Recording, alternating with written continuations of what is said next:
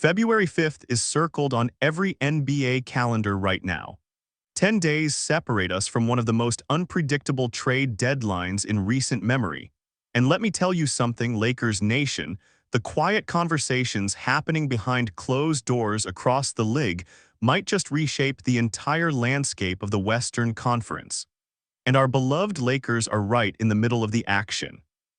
Welcome to Lakers News Fan Report, your home for breaking news, insider updates, and the most comprehensive analysis on everything purple and gold. I'm here to bring you the latest developments, the strategic moves, and the critical decisions that will define our championship pursuit.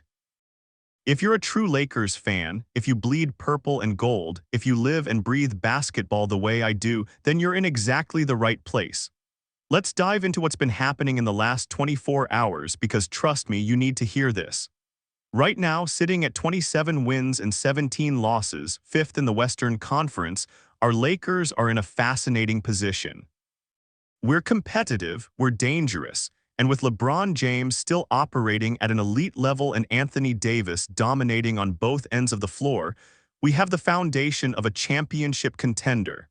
But here's the reality that Rob Pelinka and the entire Lakers organization understands perfectly well. Foundation alone doesn't win championships.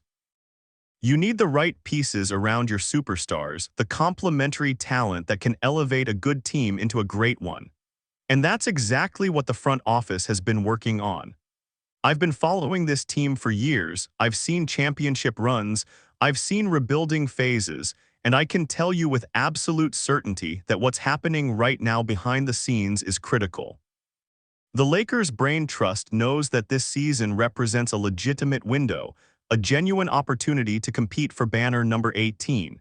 But to maximize that opportunity, to truly give ourselves the best possible chance, we need to address some very specific needs on this roster. Let me paint the picture for you. Look at our current rotation, analyze our strengths and weaknesses with clear eyes. We have elite talent at the top, no question about it. LeBron is still LeBron, doing things at his age that nobody in NBA history has ever done. AD is healthy and playing like a top 5 player in the league. Austin Reeves has developed into a legitimate weapon, a player teams have to game plan for. D'Angelo Russell provides offensive firepower and playmaking. Rui Hachimura gives us versatility on both ends. We have pieces, we have talent, we have veterans who know how to win. But championship teams aren't just built on star power. Championship teams are built on balance, on roster construction that covers every possible scenario. And when you look at our wing depth, when you analyze our defensive versatility on the perimeter, when you consider what happens in playoff basketball where rotations tighten and matchups become everything, there's a clear area where we could improve. We need a young, athletic, two-way wing player who can guard multiple positions, who can knock down the three ball at a respectable rate, who brings energy and physicality that can translate directly into winning plays. That's not speculation, that's not my opinion, that's roster construction reality. And Rob Pelinka knows it. The question isn't whether we need to upgrade at that position. The question is how we get it done with the assets and trade capital we currently have available. Because let's be honest with each other, Lakers family, we're not in a position to offer multiple first-round picks. We're not sitting on a treasure chest of young prospects that other teams are dying to acquire. We're operating within constraints, within limitations that require creativity and strategic thinking. And that's exactly what's been happening. The Lakers have been active, they've been exploring options, they've been having conversations with teams across the league. When you're Rob Pelinka and you're trying to build a championship roster around two aging superstars, you can't afford to be passive. You can't afford to sit back and hope that everything works out. You have to be proactive, you have to be aggressive in pursuing upgrades, even when the pathway isn't immediately obvious. So who fits the profile? Who's the type of player that checks all those boxes? Young, athletic, defensive versatility, three-point shooting potential, still developing but already contributing at the NBA level. That's a very specific archetype, and there aren't that many players in the league who genuinely fit that description and might actually be available. Most teams hold onto those guys, build around them, view them as untouchable. But every once in a while, circumstances create opportunities. Contract situations, roster logjams, organizational uncertainty, these factors can occasionally make a player available who normally wouldn't be on the market. And that brings us to Golden State. The Warriors are in an interesting position themselves this season. They're 26 and 21, sitting 8th in the West, trying to figure out their identity in a post-dynasty era. They have Steph Curry still playing at an elite level, they have championship pedigree, they have organizational stability. But they're also facing some difficult decisions about their roster construction, about how they allocate their resources, about which young players fit their timeline and which ones might be better suited elsewhere. Jonathan Kuminga is one of those players who creates fascinating strategic questions for Golden State. The 23-year-old forward out of the Democratic Republic of Congo is a talent. There's no question about that. 6'7", explosive athleticism, the physical tools you dream about when you're projecting two-way wing potential. He's averaging 12.1 points, 5.9 rebounds, and 2.5 assists per game this season. He can guard multiple positions, he brings energy and intensity, and he's still young enough that his best basketball is theoretically ahead of him. But here's where it gets complicated for the Warriors. Kuminga is extension eligible. He's going to be looking for a significant contract, and Golden State has to decide whether he's a core piece they want to commit serious money to, or whether he's a valuable trade chip they can use to improve their roster in other ways. And according to multiple reports that have surfaced recently, there's been some friction, some disconnect between what Kuminga wants and what the Warriors are offering. That kind of situation creates possibilities, creates opportunities for other teams to potentially step in. And yes, the Lakers have been one of those teams. The conversation has happened, the exploratory discussions have taken place between Los Angeles and Golden State. Now let me be very clear about something before I go any further. When I say conversations have happened, I'm not talking about secret backroom deals. I'm not talking about tampering. I'm not inventing drama where none exists. I'm talking about the normal, professional discussions that occur between NBA front offices when the trade deadline approaches. Teams check in with each other, they gauge interest, they explore what might be possible. That's how the league operates, that's how deals get made. So what did the Lakers offer? What package did Rob Pelinka put on the table in an attempt to bring Jonathan Kuminga to Los Angeles? Here's where we get into the specific details, and I want you to understand exactly what was proposed because it tells us a lot about how the Lakers are thinking about this deadline. The reported package included Gabe Vincent and Maxi Kleber, both on expiring contracts, along with a second-round pick in 2032. Let me break down that offer for you because it's important to understand what the Lakers were trying to accomplish. Gabe Vincent, acquired in free agency, hasn't been able to carve out a consistent role in our rotation. The injuries haven't helped, the fit hasn't been quite right, and while he's a professional who works hard, he hasn't been the contributor we hoped for when we signed him. His contract expires at the end of this season, which means for a team like Golden State, he would represent pure salary matching with no long-term commitment required. Maxi Kleber, the veteran big man we acquired from Dallas, is in a similar situation. Expiring contract, no future obligation. The second-round pick in 2032 is obviously extremely far out minimal value in practical terms. So when you add it all up, the Lakers were essentially offering salary filler and a throw-in draft pick for a young, talented player who could genuinely help us compete for a championship this season. Now I want to be fair to Rob Pelinka and the front office. They're operating with limited assets, they're trying to be creative, they're exploring every possible avenue. But we also have to be realistic about how that offer would be received on the other end. And according to the reports, Golden State showed little to no interest in the package.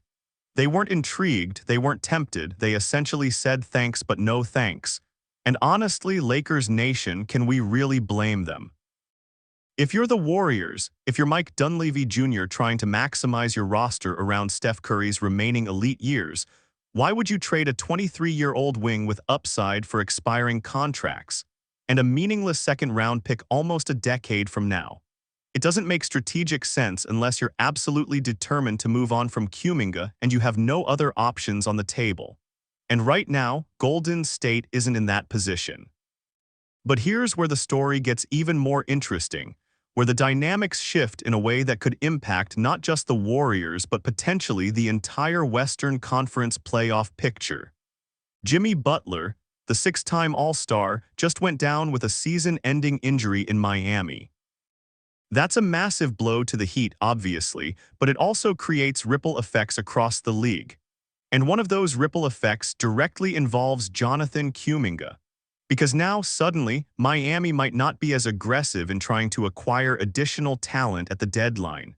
That removes one potential suitor, one team that might have been interested in making a move for a player like Kuminga. And when you remove potential trade partners from the equation, when you reduce the market for a player, that changes the calculus for the team that holds his rights. Golden State might have been more inclined to move Kuminga if they felt like there was robust interest from multiple teams, if they could create a bidding war and drive up the price. But if the market is thinner, if there are fewer teams aggressively pursuing him, then maybe the Warriors decide the smartest move is just to keep him, work through whatever contract extension discussions need to happen, and maintain their current roster construction. That's where we are right now, Lakers family. The Lakers made an offer, it wasn't compelling enough for Golden State, and now with the Butler injury changing the landscape, there's a real possibility that Kuminga stays right where he is. Does that mean the door is completely closed? Does that mean there's zero chance of a deal happening before February 5th? Not necessarily. Things can change quickly in the NBA, new conversations can emerge, circumstances can shift. But right now, at this moment, it appears that the specific pathway of Jonathan Kuminga coming to the Lakers is unlikely. And that means Rob Pelinka and the front office need to be exploring other options, other avenues, other ways to address the wing depth question before the deadline passes. Because make no mistake, the need is still there. We still need to find ways to improve this roster, to give LeBron and AD the best possible supporting cast for a playoff run. The Kuminga pursuit might not work out, but that doesn't mean we stop trying to get better. So where do we go from here? What are the realistic options for the Lakers as we head into the final days before the trade deadline? I think there are a few pathways worth considering. One, we could pivot to a different target, a different wing player who might be more attainable given our asset limitations. There are teams around the league that are clearly rebuilding, clearly selling, and might be willing to move rotation players for minimal return. Two, we could explore smaller moves, tweaks around the margins that improve our depth without requiring significant outgoing assets. And three, we could decide that the current roster, with some minor adjustments, is good enough to compete and that we shouldn't mortgage future flexibility for marginal upgrades. Personally, and this is just my take as a passionate Lakers fan who wants nothing more than to see Banner 18 hanging in the rafters, I think we need to do something. I think standing pat would be a mistake. We have a genuine window here, a real opportunity with LeBron still playing at this level and AD healthy and dominant. Those windows don't stay open forever, and we can't afford to waste them by being overly cautious. Yes, we have limited assets. Yes, we have constraints, but championship organizations find ways to improve, find ways to maximize their opportunities even when the path isn't easy. Could Kuminga have been that piece? Absolutely. A 23-year-old wing with his physical tools, his defensive versatility, his upside. That would have been fantastic for us.